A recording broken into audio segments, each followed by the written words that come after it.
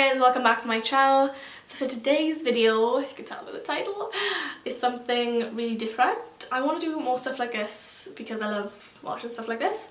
I love conspiracies and all that jazz. I wanted to do this particular topic because I see it pop up still to this day, and it happened 10 years ago. I don't know what I'm on about. It's the case of Madeleine Mccann, like the unsolved mystery, which I don't know whether I believe she's like still alive or she's at the bottom of the ocean, or I don't know. But basically, if you don't know about Madeleine Mccann, she is a 3-year-old girl who was either abducted or but she's still a missing person to this day. She went missing on holidays with her family. People actually think it may be her family who done it, or someone in that group of people who was involved, or it was just like a man that abducted her. But yeah, so yeah, just a little disclaimer. If you get offended by any of my actual thoughts on this, I'm sorry. It's something that I feel really passionate about. So yeah, if you get offended by how I speak of Kate and Jerry McCann, I'm sorry, but what they did was stupid as fuck. So yeah. Yeah, if you like mysteries and, you know, murder mysteries and stuff, and you like this type of video, please give it a like, thumbs up, and subscribe to my channel if you want more videos like this. Let me know. Yeah. Let's get into the mystery. This is the most heavily reported on missing persons case, I think, in the world. I'm not sure, but at least in the UK anyway. It's like still reported on to this day. It still gets brought up. It's just everywhere you look. It's all about Madeleine. Which leads me to think, like, why? Like, why is it so important about this case? Like, so many other people go missing in the world. Like, I don't know, why was this case so heavily reported on rather than others? So Madeleine Beth McCann was born 12th of May 2003. So when she was abducted, it was 3rd of May 2007. And yeah, so she was 3 years old when she got abducted. She basically disappeared on holiday with her family in Portugal, in a resort called Praia de Luz, whatever you say it. She went on holiday on the 28th of April, and then she got abducted like 5 days later. So that leads people to believe that she could have been watched on a regular basis just to make sure that they got her at the right time or something. We don't know what happened. It's all a mystery. She was on holiday with her mother and her father, Kate and Jerry McCann, and her two-year-old siblings. So they were twins, obviously. They were on like a group holiday, so there was other parents with their children as well, and they all went to, like, as friends. I think there was 7 adults and 8 children. Yeah, it was basically like a complex like of apartments, and then there was like an ocean club pool. I think that's what it's called, Ocean Club. And then there was like the tapas restaurant, like sort of by the side of it. So yeah, every night Kate and Jerry McCann and all of the other parents would leave their children in these apartments by themselves with the patio door unlocked. I'm not sure about the other people, but that's at least what Kate and Jerry McCann done. The apartment, they would leave the front door of the apartment locked, and then the patio door, which led onto like the street, and people, like the public, could access these apartments. Like it's not really like high security or anything. Anyone could go in there. So they would leave the patio door unlocked. They would have it shut, and the curtains kind of drawn, but they would leave it unlocked so you could just slide it and go in. That's like one of the big no-nos of this situation, in my opinion. It's something that really like riles me up so much. Like, what are you doing on holidays in a foreign country where you don't know your surroundings, your kids don't know their surroundings, and you're leaving them in a room which they don't know, like, their whereabouts, on their own in the middle of the night, just so you can go and have a few drinks with your friends? I mean, it's just, in my opinion, it's disgusting. Like, I don't understand. Leave down below if you would ever do that. I'm not trying to judge their parenting or anything, but for me, like, I know when I'm a parent, I will be like on edge, like crazy anyway. And yeah, I don't know whether my mother would have done it. I don't know, because my mother's quite careless. She does worry a lot, but like when I was younger, all the time I would lose her in a shop and I'd be like, "Mom, where are you?" And she wouldn't give a shit. She'd just be walking around. She'd be like, "Oh, there you are, love." And I'd be like, "Ugh." So I don't know, maybe she would have done that, but I don't know, I just think it's just ridiculous. Like, what were they doing? God. And then you're gonna go and cry about it when your kids get snatched. Well, no shit. They were left to be found. In the words of Katie Hopkins, roll clip. You know, it strikes me that in this instance, Maddie wasn't lost because someone took her. I believe Maddie was lost because she was left to be found. Basically, she got abducted from this room on this night. On the 3rd of May, 2007, she was abducted. They basically all left their children in their apartments at about 8:30 to go to this tapas bar, which was about 180 feet from their site, but they couldn't see their patio doors. They said they could just see like the tops of the apartments, so like the upper floor. And Jerry McCann has defended this by saying, oh, it's like if you was having a garden party and you left your kids in bed. Like, I'm sorry, no, that would mean that you was in your house, in your own garden. You're not in your own garden and you're like, you're not even by the thing. Do you know what I mean? Just mind blown. Mind. Obviously the resort you were in had lots of nanny facilities and they weren't that expensive to use, and you both were professionals earning money. Another criticism that's put to you is, why didn't you just pay to have a nanny if you wanted to go out for dinner? Yeah, I mean, it's not a question of money. We did what we thought was best in the kids' routines, and I think as parents we had a very good routine in terms of their whole bath, bed, story type thing. And I take your point, but for me, you know, if your children are asleep upstairs in a bedroom and you're dining in the garden, you're out of sight and you can't hear them. And that's the similar thing to me. We were, except I guess that most people's homes are secure. Sure. You know, this was not a secure property. People could come in and off the street if they wanted to. That's where the criticism, I guess, comes at its most fierce towards you. Is, you know, you're intelligent people and you were certainly good parents. There's no one's questioning that from all accounts that we've all heard. It's just when you have people coming in and off a street like that and it's not your home and it's not really secure. So all the parents left the kids there at 8:30 and they made a pact between themselves that the parents would check on their kids every half hour. And I think at the start this meant like each parent would check on their own kids, but there was one time where one man just checked on all of them. So yeah, their first check-in was at about 9 o'clock. Jerry went and he checked on the kids and everything was fine and dandy. When Jerry went to go and check on the kids at 9 o'clock, he said he remembered leaving the door ajar, but when he went it was like fully open. And I feel like this bit of evidence is really like redundant, because I feel like a door does just kind of open gradually. Like, I don't know, I can't really see it being because of someone going in there. Like, if someone was to have gone in there in that time, why wouldn't they have just taken them in that time? Do you know what I mean? So I feel like that's just like meh.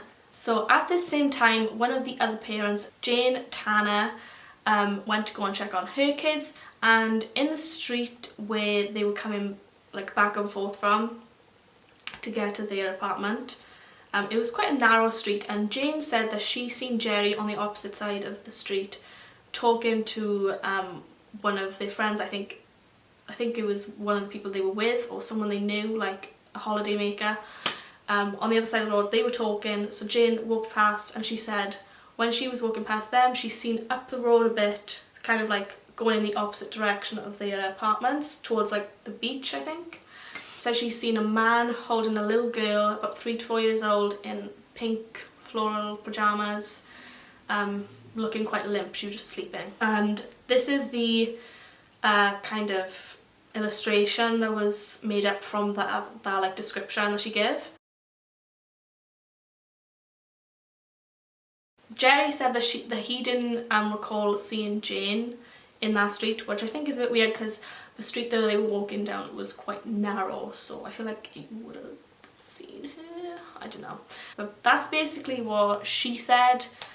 Obviously nobody knows, nobody can find out. Apparently there's no CCTV. What is going on? I feel like if this happened in the UK it would be easily to solve the case because there's just CCTV everywhere in the UK. So apparently that's what she saw. I don't know how I feel about that. I think like there's one side where you know, Kate and Jerry had something to do with it. They told their friends, and the friends are like, we'll say we saw someone, you know, taking a little girl away. Do you know what I mean? It could be that, or you know, it could be real. We don't know.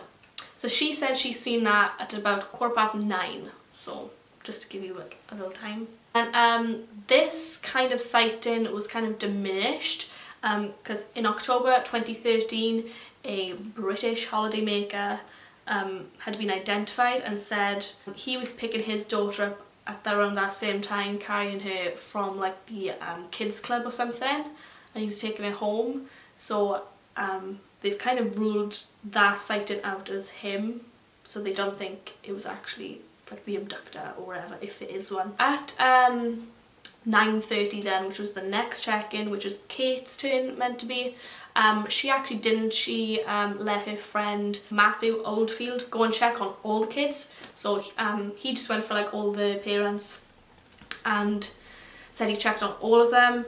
Now his story is the one that kind of, you know, had problems with the police, because he said he opened the door and he seen the twins breathing, and then he just like assumed Madeleine was there and kind of like shut the door. But where the twins were, like, you'd open the door and the cots would be like right in front of you, like in the centre of the room, and then Madeleine's bed would be here. So unless he just literally just looked like that, and he didn't like have a good look to the side, and that was it. So yeah, they kind of thought maybe he had something to do with it at some point, like maybe, I don't know.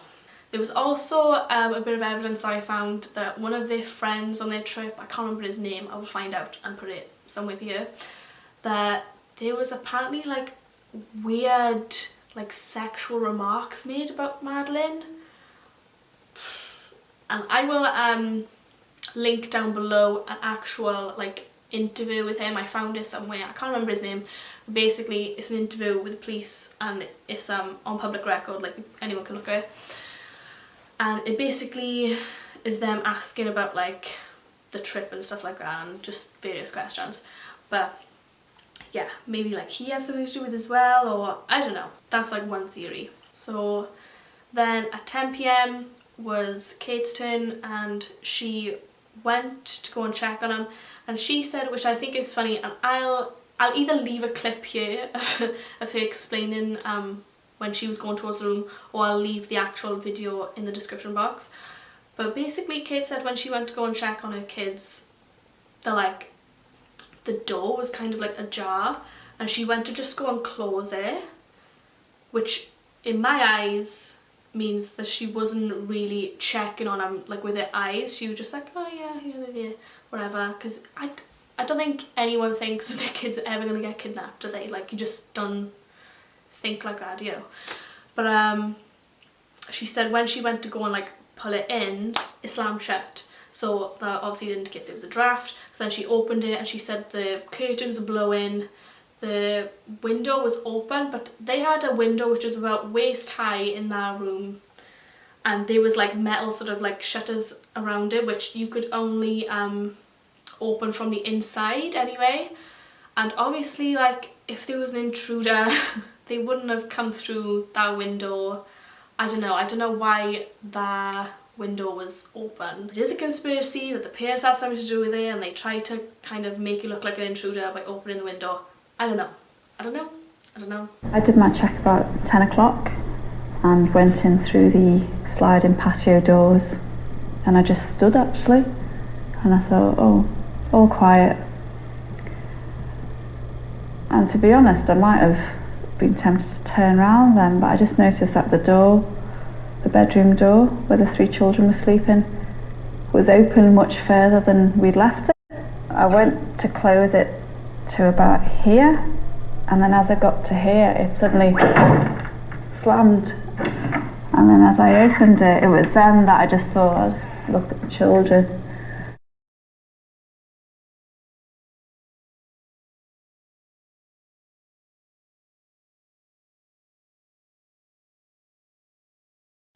Yeah, and then she made a big kerfuffle. Obviously, if you notice your kids are going, you're going to be ranting, screaming. And she screamed, they've taken her, they've taken her. Now, for me, this is just like, hang on a minute, why they? Like, who's they? Who's they? Like when I'm on holidays and like I'm with my kids, like my cousin Patrick, he used to run off all the time. Like I can't remember where we was going, but it was in Spain probably somewhere, and we was on this coach and they took us to our hotel, and he literally, like, he was about 5 and he ran off, and he just ran off like literally into like the wilderness, and then we found him like a few hours later either in the pool or like by the bar smoking a cigarette. Those are 2 separate occasions, or it was the same one, I don't know. But you know, kids run off, kids wander off, and that would be my instinct. It'd be like, oh my god, she's gone, like she's gone walkies. Like my immediate reaction wouldn't be she's been kidnapped. Do you know what I mean? So obviously because of Kate's, you know, ranting and screaming, a lot of people come onto the crime scene, and obviously it's a crime scene, you can't have loads of footprints and, you know, people everywhere, because it just disturbs like how accurate the search is going to be. So I don't know whether she done that on purpose or you don't know, do you? And I'm not like saying that I think she done it or Kate and Jerry done it. I don't know if they done it. I don't know. Like, it's undetermined. They've been cleared for years, but I don't know. The Portuguese police were called at around 10:10 and they didn't arrive until about 10:30.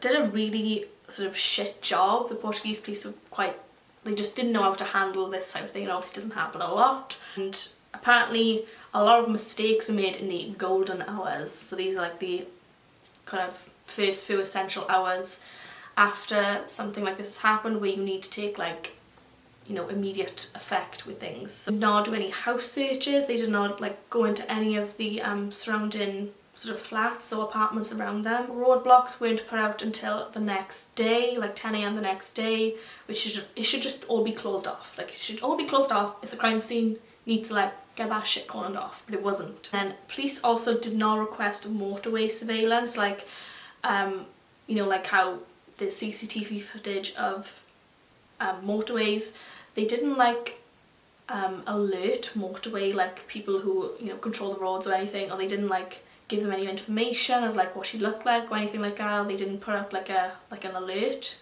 Yeah, they didn't know what cars had left prior to Luge that night. They just, I don't know, they just didn't really like take it that seriously. Maybe they didn't think it was a proper abduction. They just thought like, she'll be fine, she'll come around soon, you know, be fine. And it also took Interpol 5 days to issue a missing persons like global warning thing.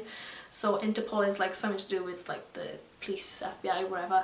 But yeah, 5 days from to alert the world, you know. Not everyone was interviewed at the resort. Like, you know, I think like immediately you'd interview the staff, like the people who worked at the tapas bar. I think they probably could have a good insight to a lot of questions, like, you know, were they leaving the place every half hour? You know, how long were they gone for? What time did they get there? Etc, etc. So I think they probably would have had a lot of like answers, but nobody was like really interviewed. Even holiday makers, when they come home from their holiday, had contacted the British police, like UK, and said we were there and we never got asked any questions. So nothing was really like done properly in this situation. So yeah, let's get into like some of the like evidence as well, because there's a lot of evidence and it kind of all insinuates that maybe Kate and Jerry Mccann did have something to do with it. It does look very fishy. I will show you receipts, honey. You can make your mind up. Basically, like the morning of Madeleine's disappearance, so before she was kidnapped, Kate said that Madeleine said at breakfast, "Why didn't you come for me when me and my brother were crying last night?" Which Kate then thought, oh my god, did someone go into the room and scare her? And then that's what she was talking about, because obviously like a 3-year-old, you know, they have imaginary friends. It's hard to like take a lot of the stuff that they say seriously. But that's what she said. She was like, "Ma'am, screaming my fucking head off last night and you didn't come again." So yeah, I thought that is really weird. And she also noticed a big brown stain on Madeleine's top, on Madeleine's pyjama top, which is just, what is that? Piece of shit? Oh. So this brings me to this bit of evidence that I found, which I was like, whoa, this is weird. I'm gonna get it on my laptop. Basically, it's from a woman called Pamela Fenn. I think it's Pamela Fenn. Yeah, I'm gonna get up this statement right now. Okay, so I got this on McCann PJ Files. I don't know how like accurate this is or how legit this is, because it looks quite like, ooh, this looks dodgy. But I mean, it's got all the receipts, honey, all the like Portuguese receipts, or I don't know if this is Portuguese or Spanish, but I can't understand this, so they've translated it basically into English next year. Basically, this Pamela woman said that she was staying in the apartment above 5A, which is Kate and Jerry's apartment, and she said on the 1st of May she was home alone. At approximately 10:30 she heard a child cry, and that, due to the tone of crying, seemed to be a young child and not a baby of 2 years of age or younger. Apart from the crying that continued for approximately 1 hour and 15 minutes, which got louder and more expressive, and a child shouted, "Daddy, Daddy." The witness had no doubt that the noise came from the floor below. At about 1:45 to midnight, an hour and 15 minutes after the crying began, she heard the parents arrive. She did not see them, so she didn't know if it was definitely Kate and Jerry, but she believes it was Kate and Jerry. But she heard the patio doors open. She was quite worried as the crying had gone on for more than an hour and had gradually got worse. When questioned, she said she did not know the cause of the crying, perhaps a nightmare, destabilising factor. As soon as the parents entered, the child stopped crying.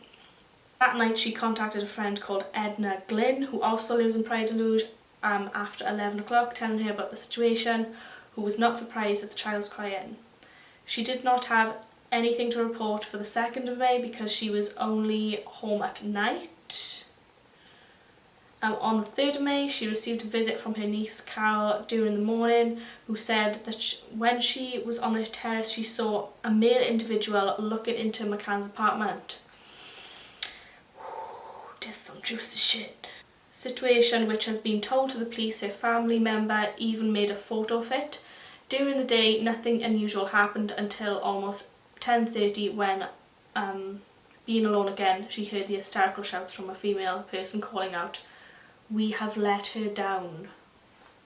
What does that mean? We have let her down? Which she repeated several times, quite upset.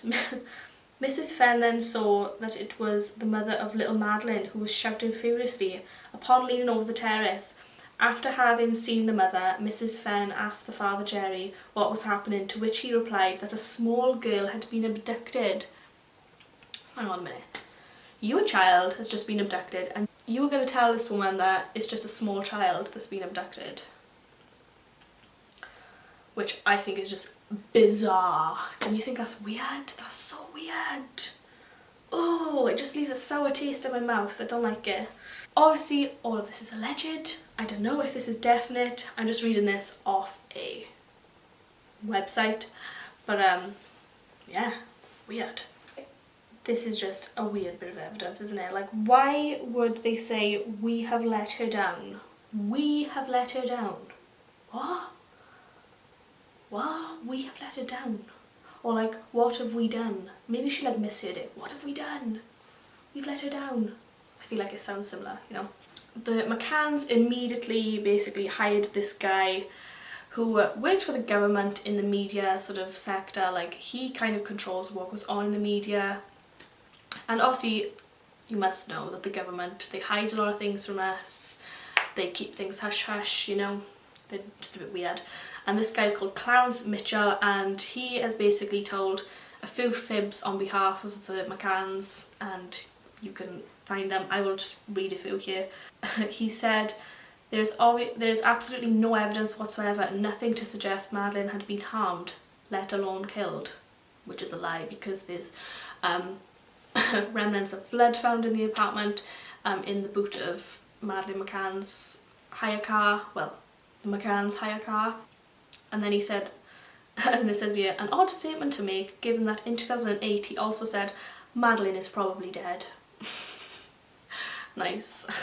He's also said Kate and Jerry would have no issue with taking a lie detector test, which is a lie. They have point blank refused to take a lie detector test about any of this, which I just think is weird. Like, if you got nothing to hide, mate, you should be taking a lie detector test. Let's be real. Because they hired him, I'm thinking like they know he's good at his job, he's good at covering stuff up. Maybe they paid him to, you know, because he's good at covering things up, and maybe they needed stuff covering up. So, I don't know. Let me know what you think about that down below. Also, I'm just going to talk about the sniffer dogs. That, you know, they are specially trained to pick up on scents of blood and corpses, like dead bodies. So 2 dogs are brought in, and they're the only scents that they can pick up. They will not pick up on anything. They're not trained for drugs, they're not trained for anything else. They're only trained for blood and dead bodies. That's it. So yeah, I will leave either a clip here of the video of the dog running about, and when the dog picks up something it barks. So I will leave that here, or I'll leave it down below, of it actually picking up scent of blood in the apartment where she was abducted.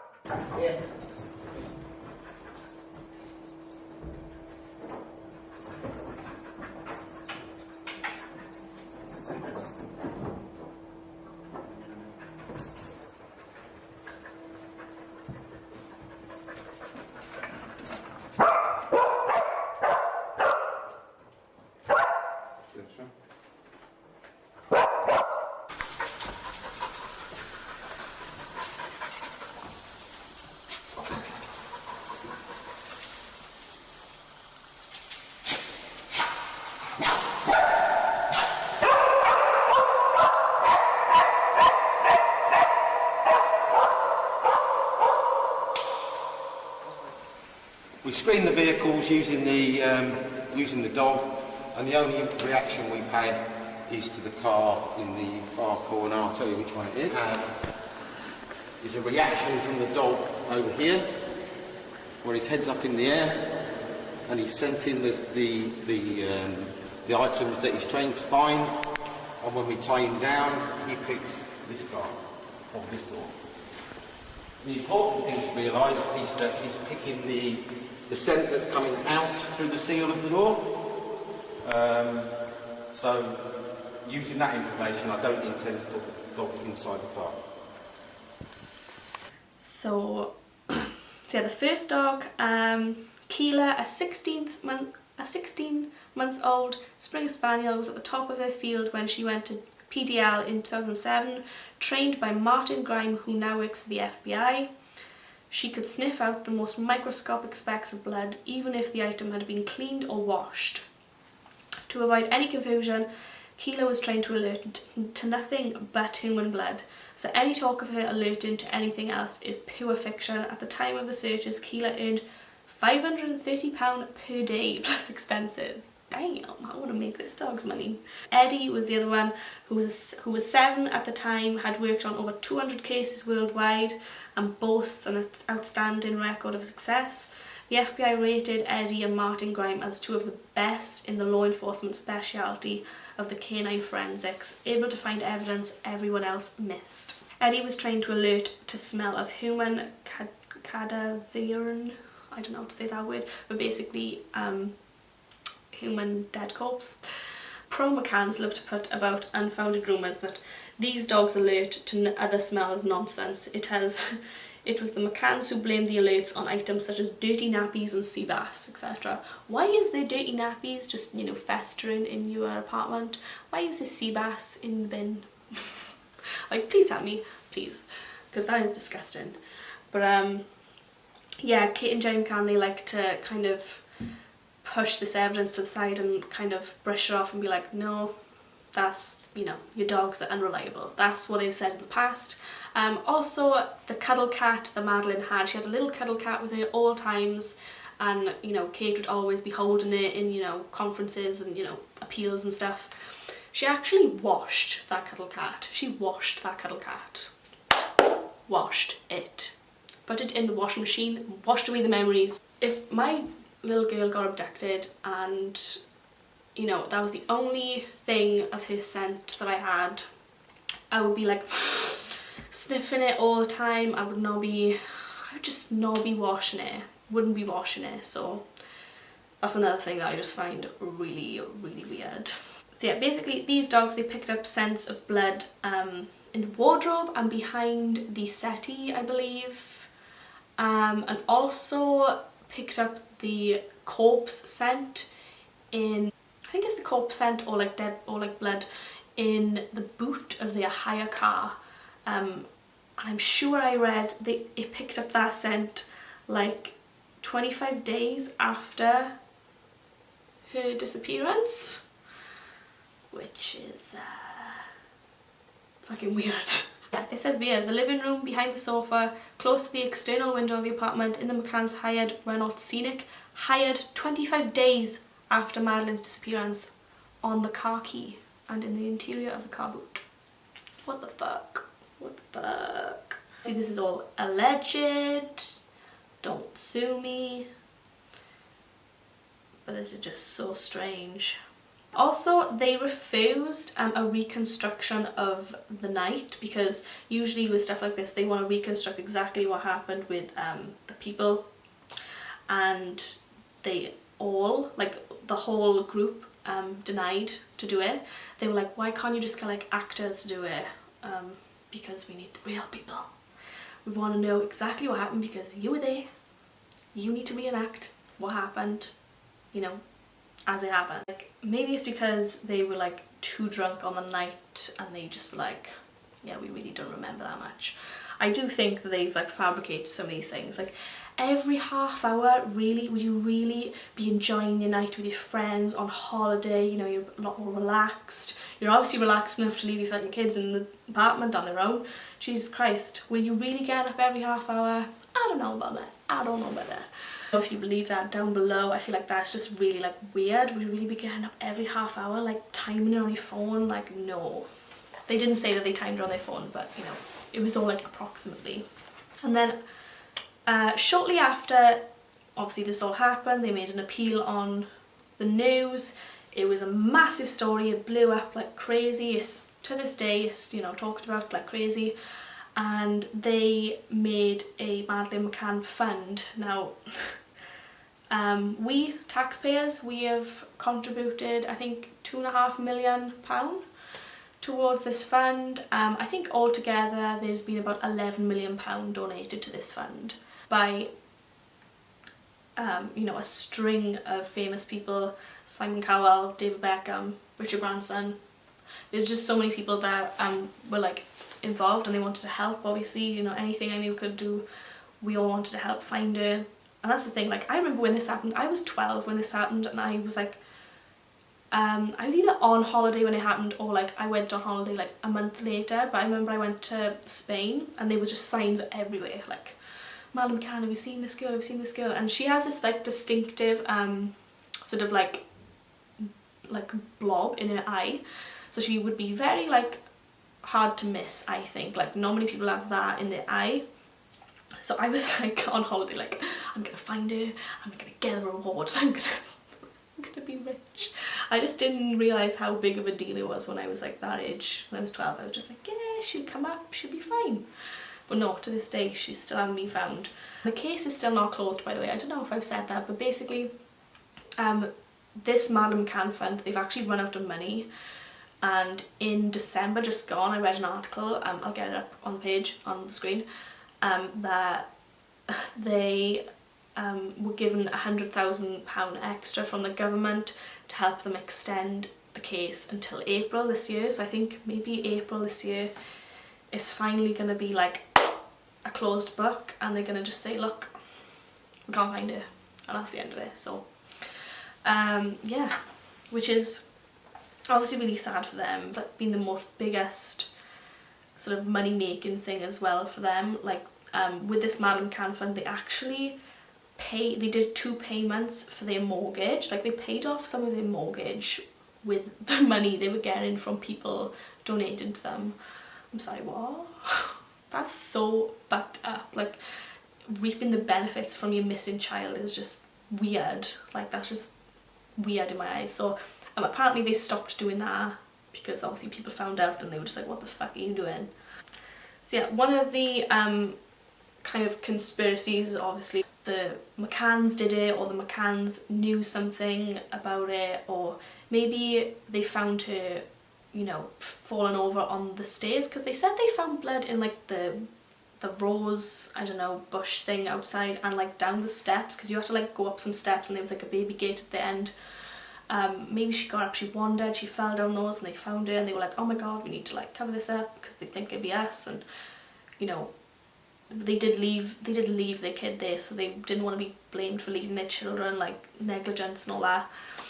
So maybe they covered it up, and you know, it's just this big like cover up. We don't know about it, but or maybe, I don't know, like one of the friends did it. It's kind of like anything could have happened to her. Obviously anything could have happened to her. She could be at the bottom of the ocean, she could be still out there now. We don't know. That's kind of like one thing, like people really do believe that it's the parents. I don't know whether I believe that. I don't know whether I think that they'd be capable of like killing their own child. I don't know. I really don't know. I mean, a lot of the evidence does kind of like point towards them, with like the blood being found in the car and in the room, and there was no blood actually found in any of the other apartments that were checked. It was only their room. And obviously it could be anyone's blood. It could be people who stayed there before Madeleine, because obviously they haven't got like her blood or her DNA to like check against. So it's really like, The other conspiracy is that she was actually a target for sex, for child sex trafficking, or whatever it's called. You know, when people get abducted to be like a sex slave or whatever for money and stuff. It happens all over the world. You know the film Taken? That's like basically real. Like, it actually happens. I know it's like not based on a true story. I don't think it is anyway. But it actually happens. This shit goes on all over Europe. It's like an industry, and it's very like hush hush, and it's not like covered in, you know, the media and stuff. But that could have very well happened to her, and I think that's probably like a realistic thing, like, because there were people that said they did see someone, you know, carrying someone. Ooh, I left that bit out. There was another sighting at about 10 p.m. so the police have kind of like ruled that it probably happened just before they got to the apartment, because a couple, Martin and Mary Smith, walking away from the Ocean Club toward the beach. So they even provided e-fit images for this, which kind of spookily look like Jerry. Like, I'll put up a photo here of like the e-fit images kind of like lining up to Jerry's face. It looks like really creepy. But these two e-fit images are both of the same man, but they're by different artists, so they kind of look different anyway. But yeah, they kind of seen someone at that time, so, you know, and they said they didn't look like British, they looked like someone from Portugal or whatever. So it could have happened. It could have been that she was abducted for sex trafficking, and obviously and they prey on people who are very, very young. At 3 years old, I think if I was taken, I wouldn't remember my parents, you know, at all. So if she is out there, she probably hasn't got a clue.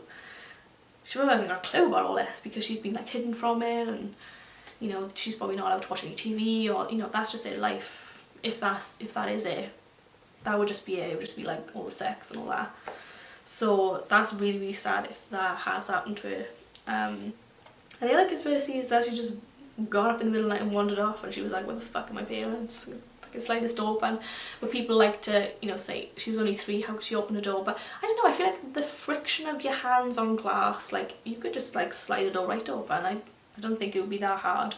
But obviously a 3-year-old's strength is not the same as an adult, so that's kind of always like knocked out of, you know, reach, because people just think it would never happen. But yeah, that's basically it.